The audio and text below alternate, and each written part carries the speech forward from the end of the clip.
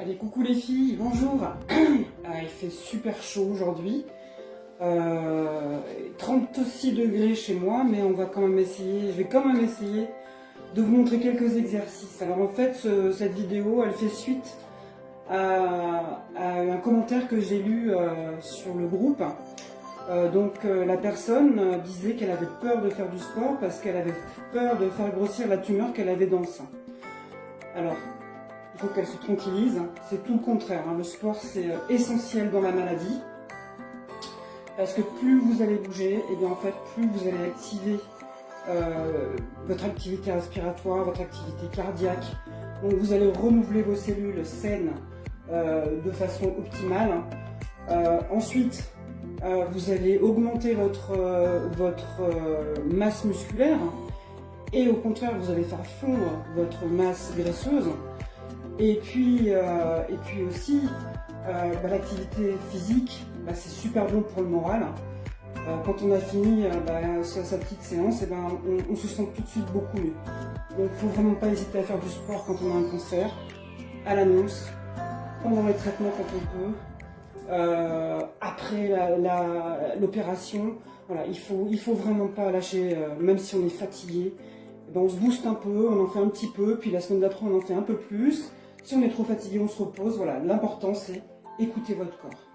Alors là, je repars sur des exercices qu'on peut faire après l'opération, tout de suite après l'opération d'ailleurs, pour faire travailler le bas du corps. Ce qui est compliqué, c'est qu'on ne peut pas utiliser les bras en appui ou des choses comme ça. Donc on va travailler vraiment qu'avec le bas du corps.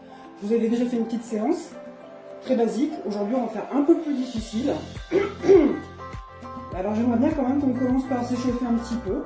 Alors simplement, vous pouvez marcher. Alors, je rappelle que moi, j'ai été opéré du sein droit, donc c'est ce bras-là que je vais essayer de ne pas trop bouger. Donc je peux bouger un peu, mais si j'ai peur de bouger, je le laisse comme ça. Donc je peux marcher un petit peu. Je ne vais pas le faire très longtemps parce que sinon la vidéo va durer 2 heures.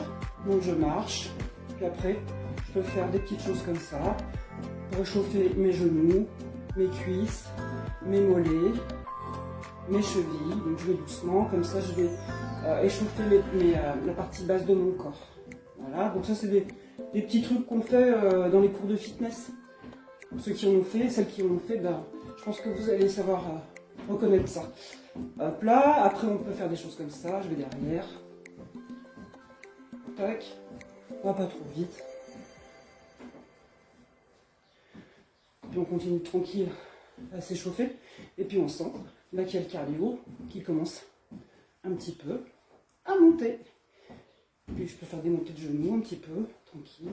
Je peux activer le bras du côté qui n'a pas été opéré. Alors là, je ne compte pas, vous faites comme vous le sentez. Vous pouvez faire 10 mouvements à chaque fois. 20 si vous êtes bien. 30, 40, 50, c'est vous qui voyez. Voilà. Ok. Alors, premier mouvement, on va travailler le squat, mais on va le mélanger avec des feintes. Alors, si on a peur de manquer d'équilibre, vous savez, on s'aide avec la chaise, on peut se tenir. Sinon, on cherche son équilibre. Vous écartez suffisamment les jambes, largeur bassin. Sinon, on va être déstabilisé. Alors, je vais commencer par faire une fente avant. Je vais devant, je descends, je remonte. Sur le côté, un squat. Je reviens au milieu et je pars en arrière avec la jambe derrière. Jambe milieu. Je repars. Devant. Côté. Arrière.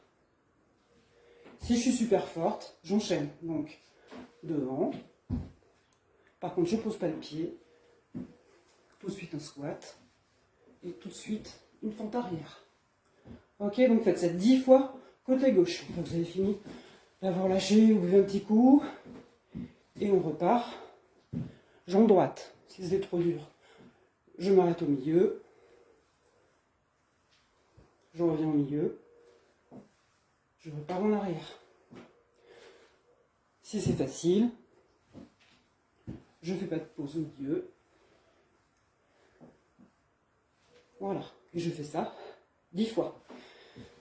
Moi, j'ai super mal au genou avec l'hormonothérapie. Et j'ai du mal à me mettre en route. Mais une fois que c'est parti, en général, les douleurs, elles disparaissent, mais elles reviennent après quand j'arrête, voilà, quand je me relève de mon canapé, si je descends les escaliers, bah, tout de suite, j'ai mal. Alors, deuxième exercice. On va travailler les mollets avec un exercice un peu différent. Donc, vous allez écarter les jambes avec les pieds toujours ouverts, sinon on a mal au genou. Et là, tout simplement, vous allez descendre et monter sur les pointes de pied. On compte jusqu'à 10, on souffle bien.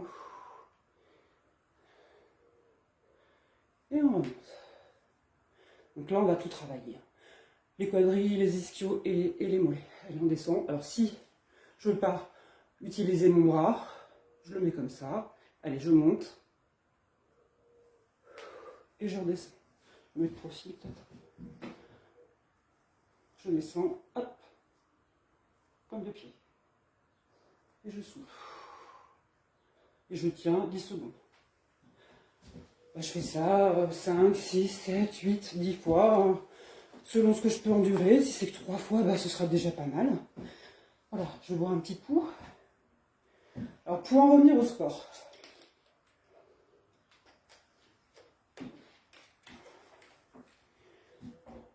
Toutes les activités physiques sont bonnes. Que ce soit la marche, que ce soit faire que quelques petites longueurs dans votre piscine. Après une opération, bon, ça va être compliqué. Mais taper dans un ballon, je sais pas, n'importe quoi. L'important, c'est de bouger. C'est de pas rester sur votre canapé, même si vous êtes fatigué. Bah allez, on se force et vous allez voir que vous allez être beaucoup moins fatigué. Pour celles qui prennent de l'hormonothérapie, vous allez voir que vos douleurs articulaires, elles vont diminuer. Alors, exercice suivant. Voilà, là on va faire monter un petit peu le cardio. Donc, hop, côté opéré, je fléchis le genou droit et simplement je vais monter le genou devant, derrière, en fléchissant celui-ci. Ça fait ça.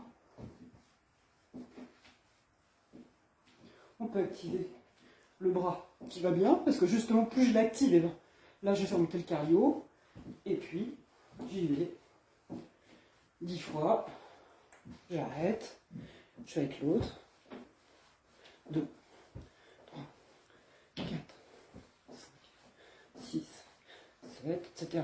Si je suis forte, eh bien, je descends encore plus sur la jambe qui fléchit. Vous faites 10 fois, et après c'est vous qui voyez. 2 fois 10, 3 fois 10, 4 fois 10, c'est à vous de voir. Ok. Je crois que on a terminé. Non, fessiers. Alors, je vous ai apporté un petit instrument de torture. Qu'est-ce que j'en ai fait? Ah, il est là. Donc ça, c'est un élastique. Vous pouvez en trouver à Decathlon. La couleur, en fait, détermine la force. Donc celui-là, il est dur, c'est noir, c'est le plus dur, mais il y a des bleus, des roses, des verts, donc il y en a qui sont beaucoup plus faciles. Alors, la dernière fois, on avait travaillé les fessiers de cette manière, comme ça, tout simple. Donc là, on va augmenter un petit peu la difficulté. Donc là, vous allez utiliser votre élastique. Donc il y a 2 poignées. Ouais, vous voyez, hop, je vais placer mes pieds dessus, largeur bassin. Si j'ai peur de pas garder l'équilibre, je me tiens à la chaise. Je peux même lâcher comme ça et je vais monter la jambe arrière. Vous la laissez un petit peu fléchie. On va faire ça 10 fois. Si vous êtes à l'aise, vous tenez l'équilibre. D'accord. Et on va monter sur le côté. 1, 2, 3, 4, 5, 6, 7, 8, 9, 10. Je recommence. On n'oublie pas qu'on a un bras qu'on ne doit pas trop activer. C'est assez difficile ça. Donc, vous en faites 10 de chaque côté. Voilà, et après, on va changer. Pareil, 1, il faut derrière, 1, 2, 3. Si c'est difficile, on pose le pied à chaque fois. 5, si c'est facile, on pose pas. Et puis 10. Oula.